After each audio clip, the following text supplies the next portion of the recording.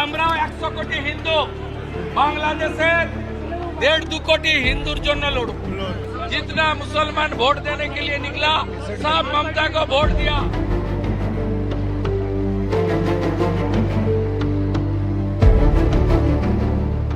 ভারতের রাজনৈতিক বাস্তবতা দিন দিন এমন এক বিপজ্জনক মোড়ে গিয়ে দাঁড়াচ্ছে যেখানে ধর্মীয় মেরুকরণ আর কেবলই নির্বাচনী কৌশল নয় বরং রাষ্ট্রীয় নীতির অংশ হয়ে উঠছে।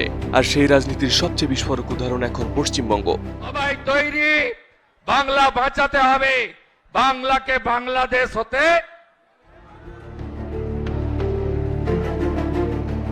2026 সালের বিধানসভা নির্বাচনের পর বিজেপির জয় এবং শুভেন্দু অধিকারীর মুখ্যমন্ত্রী হওয়ার পর রাজ্যের রাজনৈতিক চরিত্রে যে পরিবর্তন এসেছে তা ভারতের সংখ্যালঘু মুসলিমদের মধ্যে গভীর উদ্বেগ ও ক্ষোভ তৈরি করছে।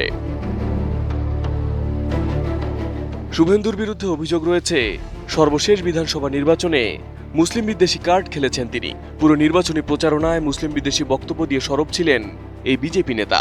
মুসলিমদের বাংলাদেশে অনুপ্রবেশকারী, রোহিঙ্গা কিংবা মৌলবাদী হিসেবে চিহ্নিত করে প্রকাশ্যে বক্তব্য দিয়েছেন। এমনকি নির্বাচনের ফলাফল ঘোষণার পরপরই মুসলিম ভোটারদের ভূমিকার কথা অস্বীকার করেছেন। স্পষ্টভাবে বলেছেন মুসলিম ভোটাররা তাকে নাকি কোনো ভোটেই দেয়নি। শুভেন্দুর এমন মন্তব্যের পর আশঙ্কা করা হয়েছিল রাজ্যের মুসলিমদের মনে হয় এবার কপাল পুড়তে শুরু করেছে। उनको खुल के मुसलमान वोट दिया।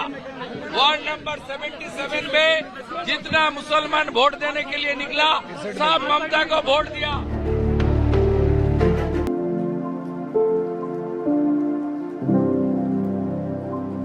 এদিকে ক্ষমতায় এসেই সেই রাজনৈতিক অবস্থানের বাস্তব প্রতিফলন দেখা যাচ্ছে প্রশাসনিক সিদ্ধান্তেও। ইমাম মুয়াজ্জিনদের ভাতা বন্ধ, ওবিসি তালিকা থেকে পুনর্বিবেচনার মাধ্যমে মুসলিমদের সংরক্ষণ সুবিধা সংকুচিত করা, মাদ্রাসায় বন্দে মাতরম বাধ্যতামূলক করার উদ্যোগ, এসবকে মুসলিম সমাজ সরাসরি সাংস্কৃতিক ও অর্থনৈতিক চাপ হিসেবে দেখছে। সবচেয়ে বেশি আতঙ্ক তৈরি করেছে বিশেষ ভোটার তালিকা সংশোধন প্রক্রিয়া। মুসলিম অধ্যুষিত এলাকায় বহু মানুষের নাম ভোটার তালিকা থেকে বাদ পড়া কিংবা বিবেচনাধীন রাখা হয়েছে বলে অভিযোগ উঠেছে। একই সঙ্গে নতুন সামাজিক নিরাপত্তা প্রকল্পের সুবিধা পেতে নাগরিকত্ব যাচাইয়ের শর্ত জুড়ে দেওয়ায় মুসলিমদের মধ্যে নাগরিকত্বহীনতার আশঙ্কা আরও বেড়েছে। বিশ্লেষকদের মতে ভোটাধিকার ও সামাজিক সুরক্ষা দুই ক্ষেত্রে চাপ তৈরি করে একটি বড় জনগোষ্ঠীকে রাজনৈতিকভাবে কোণঠাসা করার চেষ্টা চলছে। এদিকে এই পরিস্থিতিতে নতুন করে আবারও গোমাতা নিয়ে রাজনীতির অভিযোগ উঠেছে বিজেপির রাজ্য সরকারের বিরুদ্ধে। কোরবানির ঈদকে সামনে রেখে পশ্চিমবঙ্গের বিভিন্ন এলাকায় গবাদি পশু পরিবহন ও কোরবানি নিয়ে উগ্র হিন্দুত্ববাদী সংগঠনগুলোর তৎপরতা বেড়েছে। মুসলিম ব্যবসায়ীদের হয়রানি, হামলা ও সামাজিক বয়কটের অভিযোগ নতুন করে তৈরি করেছে ভয়ের আবহ।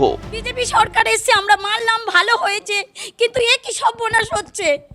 এক না তো গলায় দড়ি দিতে বলো, আর না হলে বিষ আনতে বলো। বিষ তো ফ্রি পয়সায় পাওয়া যাচ্ছে। রেখা তো ও গরু লাভাচ্ছে, কোন আক্কেলে ও খাওয়া দিতে পারবে? এককাল গোবর ফেলতে পারবে? অযোধ্যার বাবরি মসজিদ থেকে শুরু করে জ্ঞানবাপী মথুরাকে কেন্দ্র করে উপাসনালয় বিতর্ক, আইনি প্রক্রিয়াকে বুড়ো আঙ্গুল দেখিয়ে বুলডোজার নীতির তাণ্ডব, ওয়াকফ আইনের সংশোধনীর মাধ্যমে ধর্মীয় সম্পত্তিতে রাষ্ট্রীয় হস্তক্ষেপ এবং গোরক্ষার নামে গণপিটুনি, সব মিলিয়ে ভারতীয় মুসলিমদের পিঠ যেন এখন দেয়ালে ঠেকে গেছে। বিশ্লেষকরা বলছেন ধর্মনিরপেক্ষ ভারতে 20 কোটি মুসলমানের ধর্মীয় স্বাধীনতা সহ নাগরিক অধিকার নিশ্চিত করা না গেলে যে কোনো সময় বিস্ফোরণের আগুনে জ্বলে উঠতে পারে পুরো দেশ। অনেকের মতে পশ্চিমবঙ্গের বর্তমান পরিস্থিতি যেদিকে যাচ্ছে বিস্ফোরণের স্ফুলিঙ্গ এই অঞ্চল থেকেই ছড়াতে পারে। Arif Hasan, ATN news.